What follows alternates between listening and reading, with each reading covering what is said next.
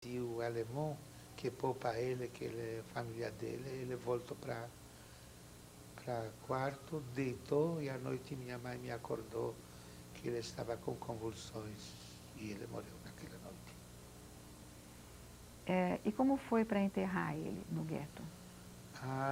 Como eu tinha lá praticamente à espera, estado de sítio, o gueto era proibido a qualquer um para não ser fuzilado pelos alemães sair.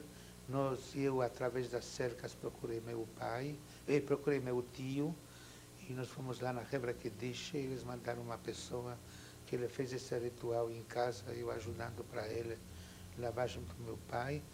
E de manhã, de madrugada, veio lá esta carroça que levava as pessoas para o cemitério.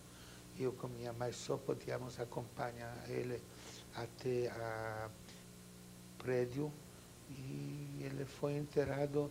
Inclusive no outro dia, quando outra vez os alemães se aproximavam, minha mãe disse para mim: graças a Deus teu pai morreu, porque assim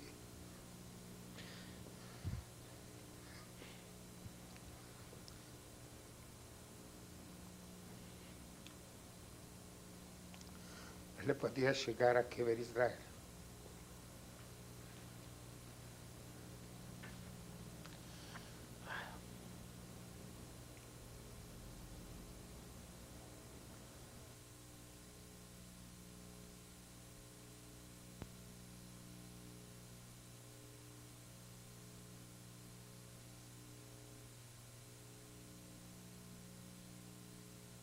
O senhor mencionou a polícia judaica. Dá para o senhor falar um pouquinho mais sobre essa polícia no gueto?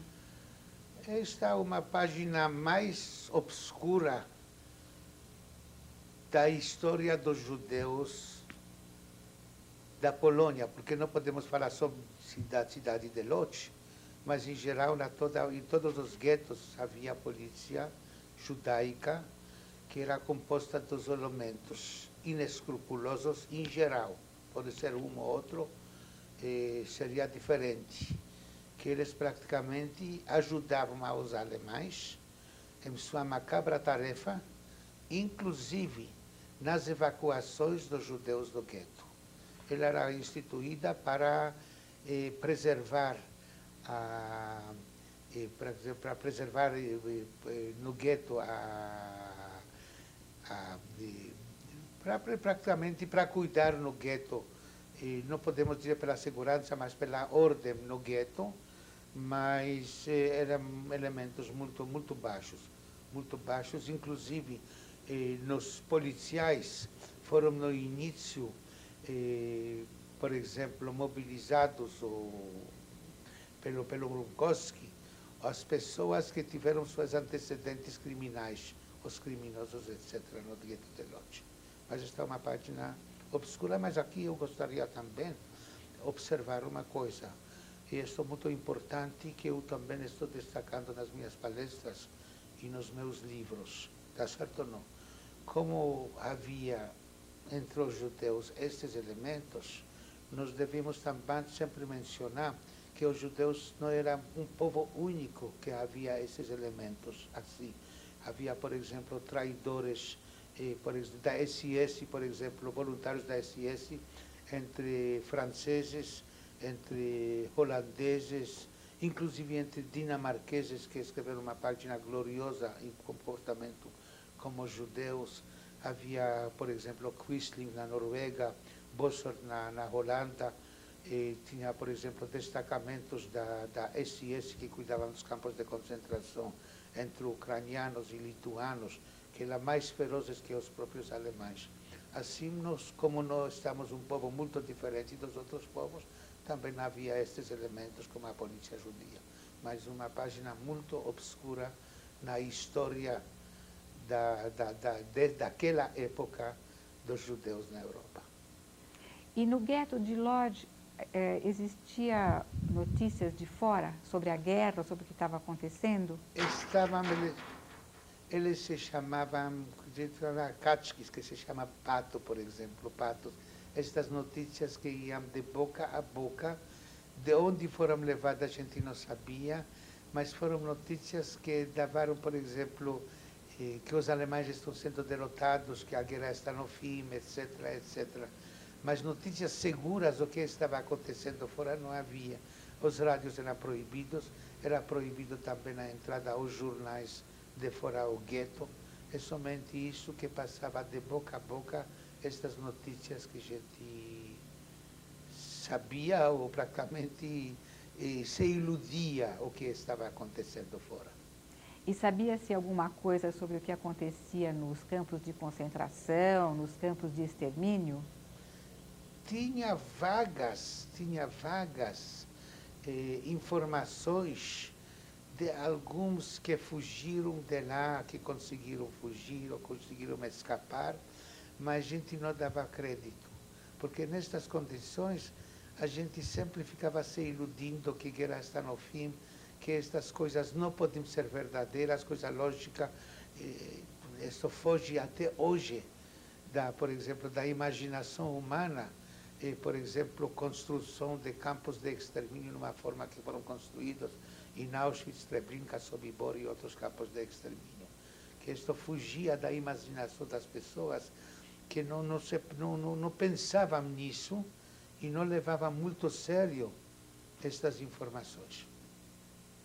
E como foi que começaram os primeiros transportes? O senhor já contou um pouco, mas Sim. Conta mais como é que foi que se seguiram esses transportes. Os transportes, periodicamente, os alemães retiravam do gueto pessoas, levando num lugar desconhecido, avisando que vão trabalhar no campo, periodicamente. O transporte grande ocorreu durante as férias de estado de sítio, conforme já te disse, no outono de 1900, no início do outono de 1942. E assim, periodicamente, as pessoas eram levadas. Aqui, bom para fazer, porque pouca gente sabe disso, que algumas famílias foram de fato levadas ao campo, mandando-lhe escrever ao gueto cartas como não faltar-lhes comida, como estão ordenando vacas, como estão trabalhando no campo, etc.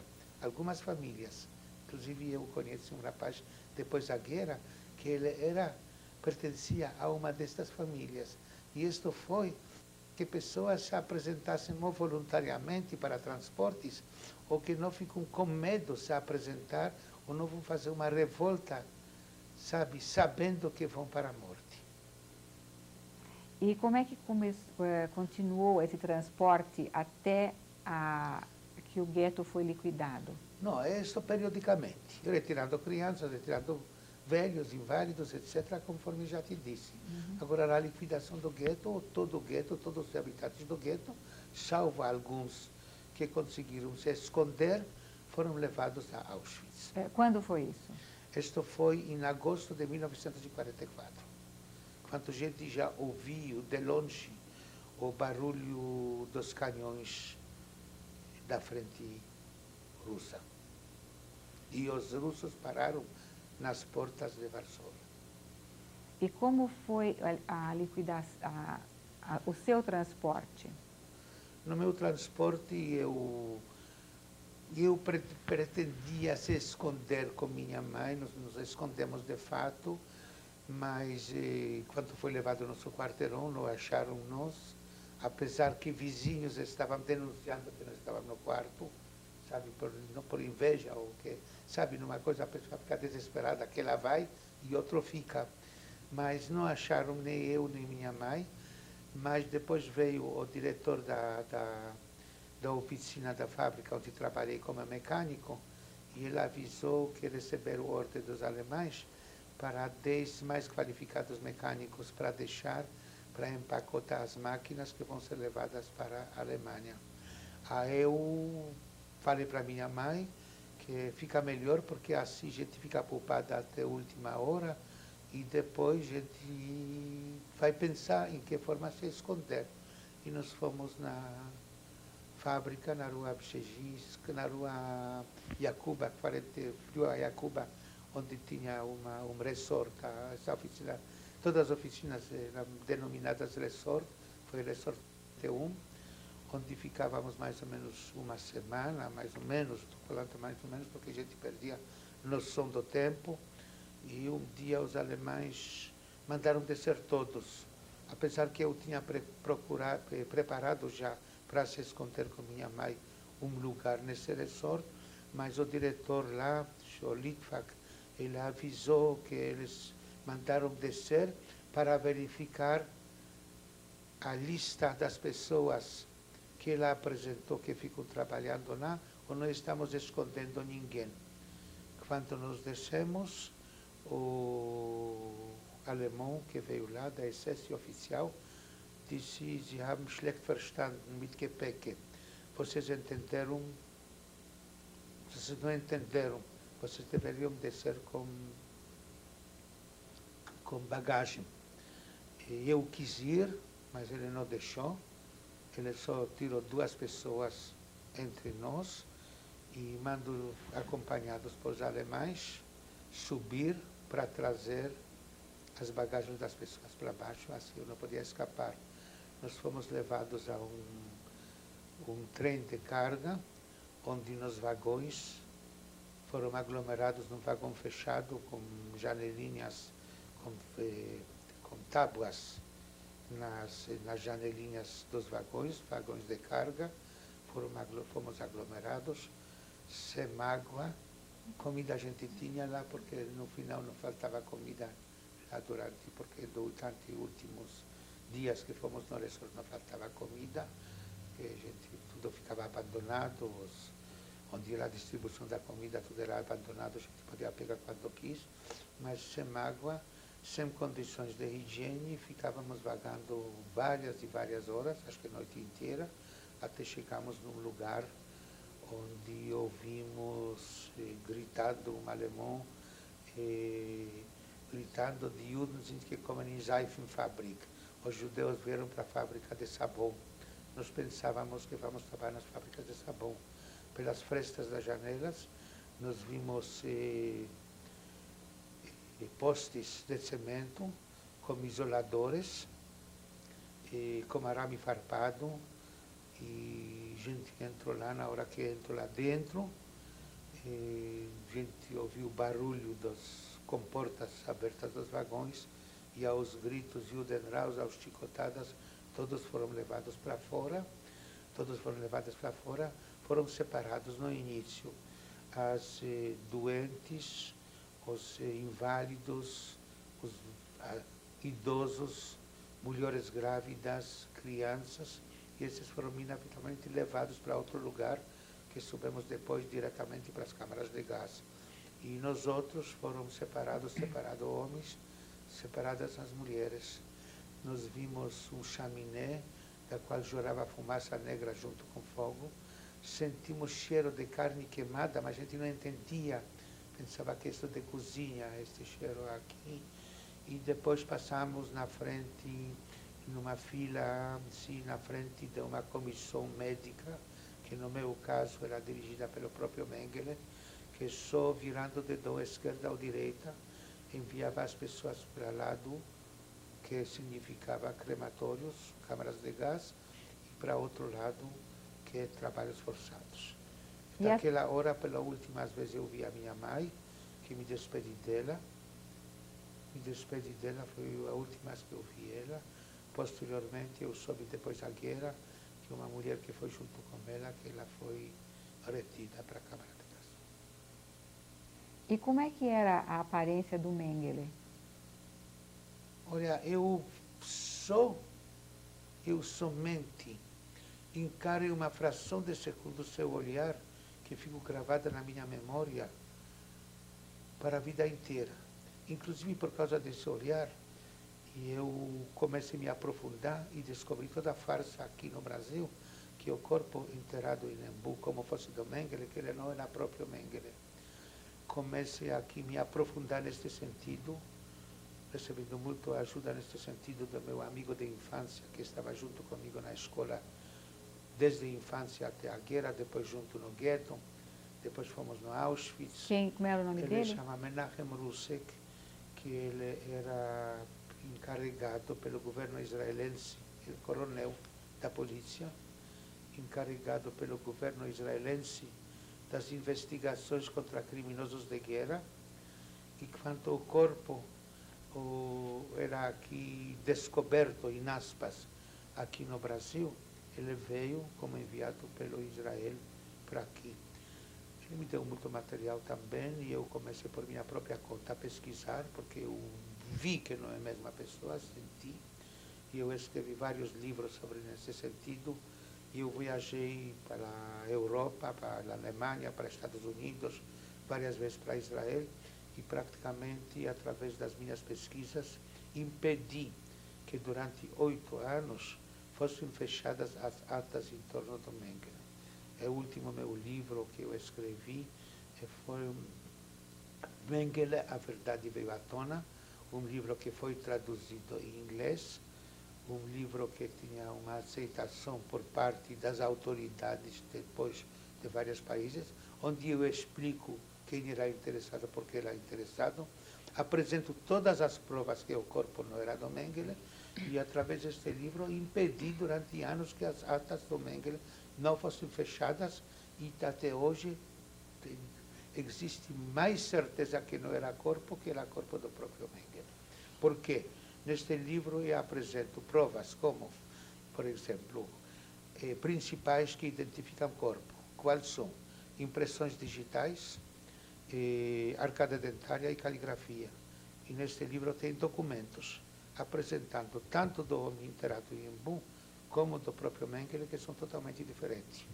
E depois, quando surgiu isto de DNA, que é também uma prova incontestável, eu também cheguei à verdade como foi feita esta farsa com DNA, que praticamente provou outra vez que tratava de Mengele. Sabina Abraham, agora voltando à sua chegada a Auschwitz, como foi depois dessa divisão, o que aconteceu com o senhor? Quando nós chegamos a Auschwitz, nos mandamos se despir, fomos levados aos banheiros coletivos, onde a água mudava de fria a quente, e antes ainda foram para nós praticamente, como chama, não?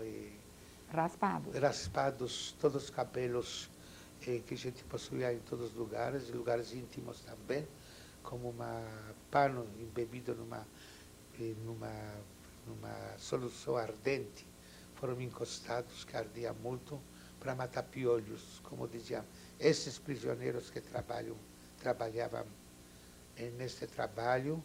Depois deram para nós, através das chicotadas, tudo, umas roupas aqui, sabe, tamancos de madeira, ou como alguém tinha sorte, uns trapos, e fomos levados ao campo, onde nós ficávamos mais aglomerados, mais ou menos 1.500 pessoas, no mesmo barracão. No mesmo barracão estávamos aglomerados, dormindo como sardinhas. Tinha algumas tigelinhas, quem tinha uma tigelinha assim podia ser considerado felizardo, porque nesta tigelinha ele podia levar seu café composto de cascas queimadas de árvores, e eu podia levar esta sopa, que também consistia de uma água suja com batatas em cascas, mas à noite ela podia servir para outras finalidades, pois fomos tão aglomerados que alguém saía para fora à noite para fazer suas necessidades, não tinha lugar para onde voltar para dormir. Inclusive, quando a gente saía à noite, a gente via no luz fraca dos postes, que tinha lâmpadas lá, corpos pendurados no arame farpado eletrificado, das pessoas que se suicidaram jogando-se em cima desses postos. E lá eu fiquei mais ou menos 2 semanas, que parecia uma eternidade, e por enquanto ficavam chegando diretores, ou mestres, ou engenheiros das fábricas alemãs, comprando em aspas nós como escravos, apalpando os músculos, olhando nos dentes, perguntando sobre a profissão, e eu fui praticamente adquirido por um tal e levado a Braunschweig, a fábrica de caminhões pesados Pissingwerke. De lá fiquei mais ou menos também alguns dias, depois fomos para a filial desta fábrica, em Vechelde, uma aldeia situada nos arredores, onde fabricavam lá diferenciais e caixas de câmbio para esses caminhões. E eu trabalhei todo o tempo como mecânico neste campo. Em que condições o senhor trabalhou lá em Vechelde? Olha, as condições no início em Vechelde eram melhores, apesar que o trabalho também era 7 dias por semana e 10 horas por dia, mas as condições eram melhores no início porque nosso abastecimento via da fábrica de Bissing, não por parte dos SS. E depois, quando a nossa alimentação partiu por parte do SS, as condições começaram a piorar. No início, por exemplo, durante vários meses, quando foi abastecimento da fábrica, ninguém não morreu entre nós. Mas depois, quando o SS começou a abastecer, começaram pessoas a morrer também de fome e inanição. E ao lado desta nossa fábrica, tinha lá uma fábrica de açúcar, uma usina de açúcar, onde produziram açúcar. E alguns eu também, sim, ficavam saindo, apesar que podiam ser fuzilados à noite e trazendo, sabe, estas, como chamam de açúcar? Bagaço? Que é bagaço de beterrabas, comendo, trocando por pão, etc. E assim o tempo estava sendo passado aqui. Até primavera de 1945, foi março de 1945, quando com a aproximação das forças aliadas, das forças americanas, os campos começaram a ser evacuados. E, por exemplo, Braunschweig, nós fomos para Wattenstadt, primeiro fomos para Braunschweig, para a central do nosso campo, nós, sim, fomos para Braunschweig, lá ficávamos alguns dias, fazendo como nós, ensinando-nos a marchar e cantar, etc., etc. Pois, um dia de madrugada, fomos levados, deveríamos passar mais ou menos a uma distância de 30 e poucos quilômetros, a campo de Wattenstadt, que ficava ao lado de Hermann Ringwerke, fábricas de munições e armamentos, e nós fomos para lá andando a pé, e quem não tinha força para andar, quem ficava retido era fuzilado na hora pelos alemães. Chegamos neste campo em Wattenstadt, também passamos pelos chuveiros, com todas as chicotadas e todas as coisas. E lá a gente passou também um tempo também e depois fomos para Quanto frente. tempo o senhor acha que ficou em Wattenstadt? Não sei, conforme a gente perdia a noção do tempo, mas eu calculo uns 10, 12 dias, mais ou menos 15 dias, pode ser aqui, não posso lhe dar com precisão o tempo que eu fiquei também, que tinha também muita sorte lá também, que sobrevivi a esse campo, que também condições eram muito piores, porque eu, como mecânico, para ter mais pouquinho de mantimentos, quando eu trabalhei como mecânico ainda em Vechelde, eu fazia manualmente, como chama, isqueiros, fazia isqueiros e dava presente para os alemães que vieram trabalhar, para os mestres alemães que trabalhavam também como livres lá, também como mecânicos ou torneiros, etc., etc. Às vezes, dando um presente assim, recebia só uma palavra Dankeschön, obrigado, mas às vezes alguém dava um pão, um pouquinho de batatas, outras coisas. E um desses isqueiros ficou no meu bolso quando fomos para Wattenstadt, e eu dei esse isqueiro para Blockelteste, para responsável pelo bloco onde gente estava lá, e ele me perguntou o que você quer em troco. Aí eu disse, eu quero uma função. Qual é essa função? Eu quero ser Scheißmeister. Scheißmeister significa mestre de merda. Desculpa pela palavra. O que é isso aqui, mestre de merda?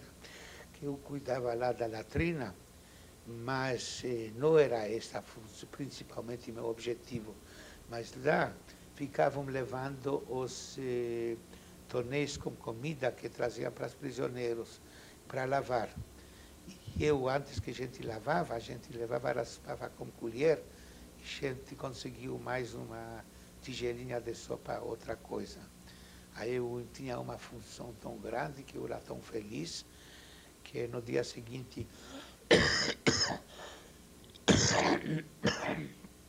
quando esteve nesse barracão, chegaram aqui os alemães que procurando mecânicos para ir para uma fábrica, outra fábrica situada, esqueci o nome onde, que lá tem muita comida, não fica faltando comida. Eu com certeza me apresentaria para ir nessa fábrica lá, que depois soubemos quem foi lá, morreram todos, não que foram fuzilados pelos alemães, mas a fábrica era situada numa mina de sal, embaixo dos bombardeios, e durante os bombardeios todos foram soterrados lá. Mas como eu tinha toda essa função, não me apresentei, fiquei lá 1 ou 2 dias com esta função, depois os alemães chegaram e precisavam, para distribuir os prisioneiros que sobraram lá, nós, para vários barracões. E como eu estava na frente lá como funcionário, eu fui designado para Arbeitsblock, o bloco de trabalho, onde trabalhavam, onde estavam confinados os poloneses e russos que trabalhavam na cozinha e na padaria do campo. E o responsável pelo bloco era um prisioneiro político alemão, que era uma pessoa muito humana. Depois que nós chegamos para lá, cerca de 7, 8 prisioneiros remanescentes lá de Braunschweig, chegamos lá, aí ele disse para os outros: de hoje adiante vocês não ficam vendendo suas sopas e seu pão, porque quem trabalhava lá, ou na padaria, ou nas cozinhas, ele, não faltava para ele comida. De hoje adiante, certo não? Que sobrar aqui vai ficar distribuído entre eles. Nós não trabalhávamos entre eles. Outros estavam morrendo de fome e nós aqui estávamos relativamente bem abastecidos com comida.